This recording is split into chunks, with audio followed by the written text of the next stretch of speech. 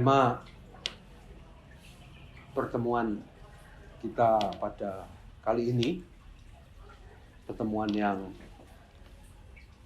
diberi judul di bawah judul besar El Camino de Corazón, perjalanan hati. Kali ini kita mengambil tema sesuai dengan judul buku Kerasulan Doa atau Jaringan Doa Bapa Suci Sedunia ini. Temanya adalah berenang dalam harapan. Jadi kita akan membahas mengenai harapan dan mendalami harapan selama setahun ini, karena buku ini adalah buku panduan untuk setahun di mana kita akan berlatih untuk mendalami apa itu harapan. Kita tahu bahwa akan fatal jika manusia itu hidup tanpa harapan. Hidupnya pasti akan hancur tanpa arti jika dia tidak mempunyai harapan. Maka dalam keutamaan Kristiani disebutkan bahwa di samping iman dan cinta, harapan itu adalah satu unsur pokok dari tiga keutamaan Kristen mengenai kehidupan iman kita. Jadi ada iman, harapan, dan cinta. Karena beriman kita bisa berharap, dan karena berharap kita bisa mencinta. Nah, dengan harapan sebenarnya kita mengakui bahwa hidup kita ini belum selesai, kapanpun tidak akan selesai. Kita harus terus berjalan sampai semuanya terpenuhi.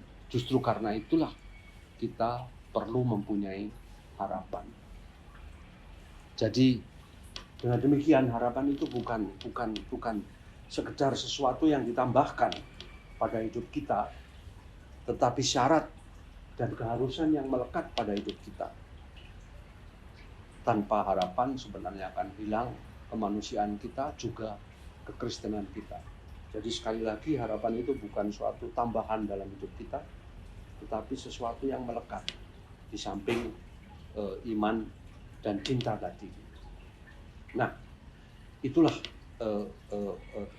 tema besar yang ingin kita bahas, karena itu judul buku kecil ini adalah Berenang dalam Harapan. Teman-teman, kita mudah bicara mengenai harapan, tetapi sebenarnya dalam kenyataan kita ini lebih suka berputus asa daripada berharap. Lebih mudah depresi daripada ceria, karena tekanan-tekanan hidup. Lebih-lebih mungkin selama masa pandemi yang sangat berat ini memang buat hidup kita.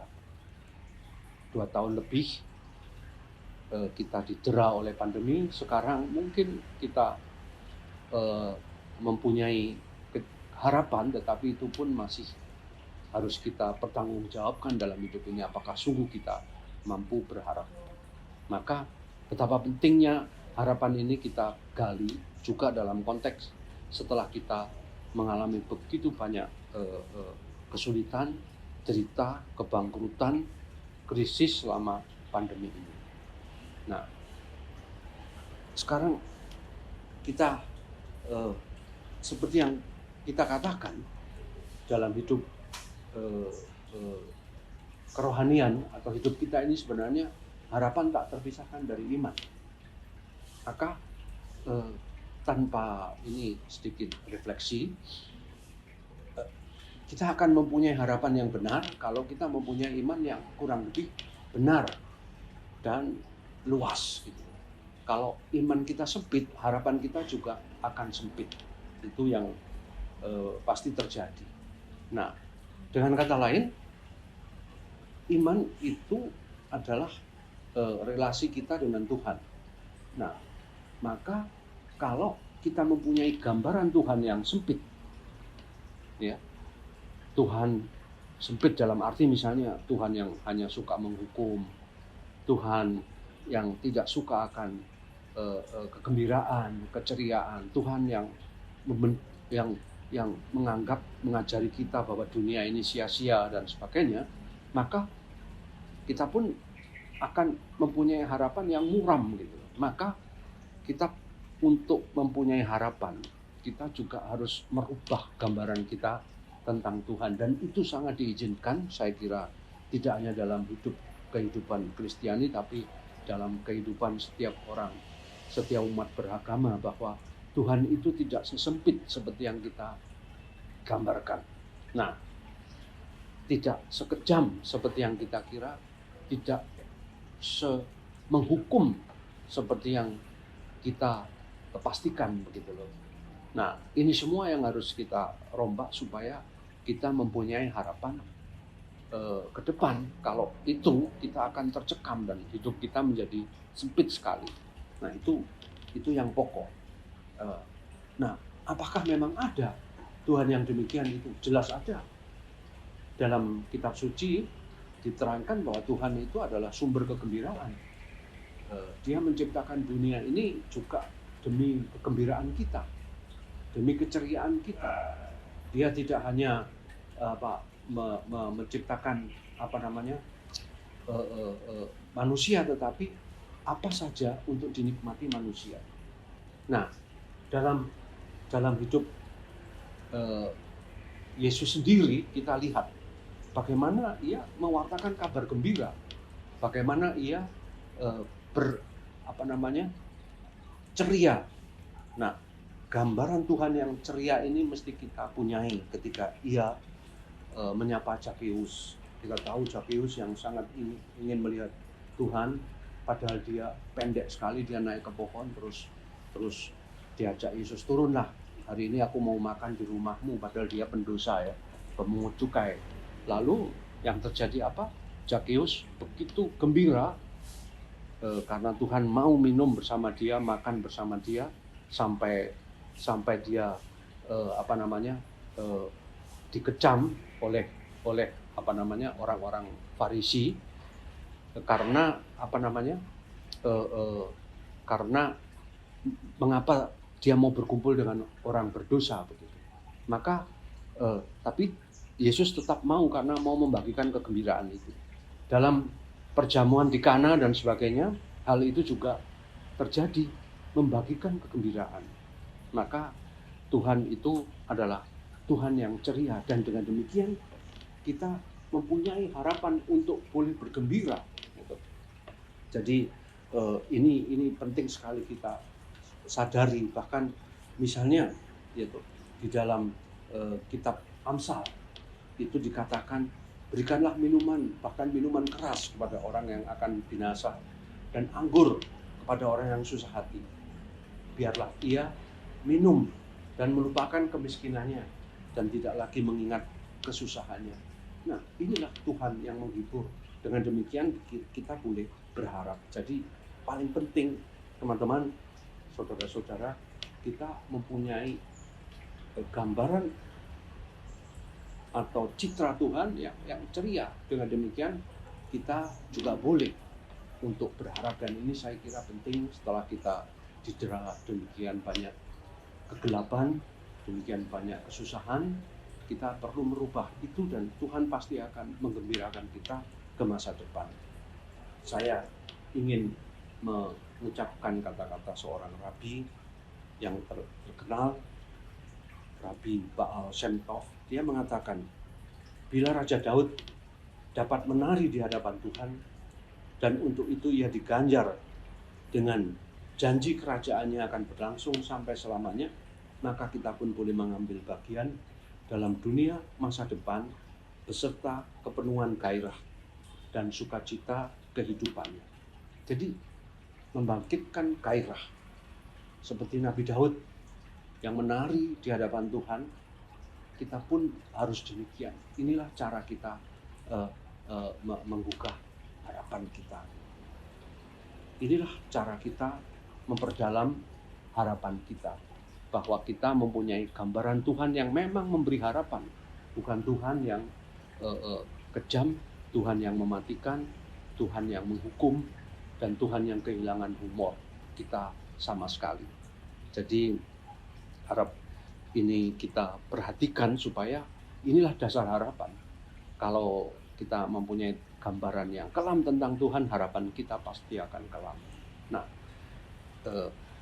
maka betapa pentingnya iman di dalam hal ini, karena iman memberikan peluang bagi kita untuk mempunyai Tuhan yang demikian, sehingga kadang-kadang kita berpikir mengapa kita susah berharap ya. Mungkin karena kita kurang beriman sehingga tidak ada kecerahan. Dan kalau kita, iman sendiri adalah rahmat. Kalau iman itu kita hidupi terus dengan seluas mungkin, pasti dia akan membangkitkan juga kegairahan akan harapan itu. Jadi harapan itu sungguh-sungguh soal iman, bukan soal manusia belaka. Karena manusia ini pada umumnya, pada dasarnya suka takut, suka pesimis, suka gampang depresi, gampang sedih gitu. Padahal iman dengan harapannya itu membangkitkan sukacita, membangkitkan kegembiraan, membangkitkan kegairahan, keceriaan juga akan hidup kita ini. Nah, jadi dengan demikian saya ingin mengajak Anda untuk memberikan dasar yang kokoh bagi harapan. Tidak sekedar ayo kita berharap, tetapi dasarnya tidak ada, itu akan rapuh. Dasarnya adalah sebuah iman yang luas, iman yang mencakup bahwa Tuhan itu sungguh Tuhan yang gembira dan patut memberikan harapan, memberikan alam ini kepada kita untuk kita nikmati dengan sesenang-senangnya. Nah, ini dasarnya. Nah, yang penting harapan, kalau harapan itu kita dasarkan dengan iman, maka kita juga tahu bahwa segala kepenuhan yang akan diberikan oleh Tuhan itu juga harus kita balikkan ke Dia. Maka demikian yang ingin saya katakan, bahwa kita berharap karena Tuhan yang akan memberi, dan tentu saja itu dengan usaha kita. Kita harus percaya bahwa waktunya itu tidak bisa kita tentukan. Nah, inilah maka harapan itu sebenarnya juga mempunyai tuntutan, yaitu kesabaran untuk menunggu dan berusaha tentu saja sampai saatnya Tuhan memberi kepada kita apa yang memang mau diberikan kepada kita. Nah, ini yang sering kita lupa, bahwa siapa berharap dia juga harus memohon anugerah kesabaran, supaya bukan apa yang dia inginkan, tetapi apa yang dimaui Tuhan, apa yang dikehendaki Tuhan itu terjadi. Karena kita ngomong harapan dalam kaitan dengan iman. Dan ini maka kesabaran itu harus kita sertakan di dalam Tuhan, di dalam penantian kita sampai saatnya. Karena sering kita tidak mengira, kalau kita sekarang merefleksikan ke dalam hidup kita, apa yang diberikan kepada Tuhan itu ternyata lain daripada apa yang kita bayangkan, apalagi yang kita harapkan itu.